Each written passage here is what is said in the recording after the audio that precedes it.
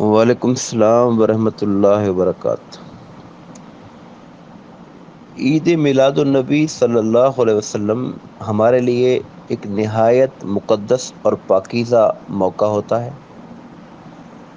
خوشی کرنے کا حکم ضرور موجود ہے، مگر خوشی کے وہ طریقے جس میں ایک عظمت پائی جائے، وقار پایا جائے، تقدس اور پاکیزگی کا تصور پایا جائے۔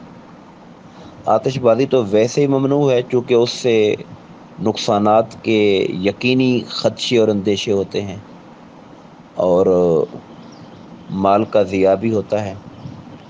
اور ڈھول بجانا بھی شادیوں کی حد تک درست رکھا گیا ہے، جس میں کہا گیا ہے کہ الفرق بین الحلال والحرام ضرب الدف، حلال اور حرام رشتوں کا جو فرق ہوتا ہے شادی کا اور بدکاری کا، وہ دف کے ساتھ ہوتا ہے، وہ ڈھول کے ساتھ ہوتا ہے۔ تو نعت خوانی کی شکل میں وہ چھوٹا جو جس کو ہم دف بول رہے ہیں، اس کا تو ذکر ہمیں مل جاتا ہے۔ ہجرت کے سفر میں جب مدینہ والوں نے استقبال کیا تو اس کا استعمال کیا تھا، طلع البدر علینا پڑھتے ہوئے۔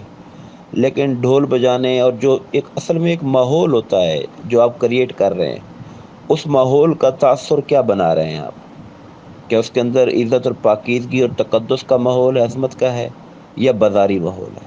تو ظاہر ہے بازاری ماحول کسی صورت قبول نہیں کیا جائے گا، نہ بازاری جملے، نہ بازاری انداز، نہ بازاری طریقہ کار۔ ادب اور احترام سے ہٹی ہوئی چیزوں کو قبول نہیں کیا جائے گا اور اس کی حوصلہ شکنی کی جائے گی۔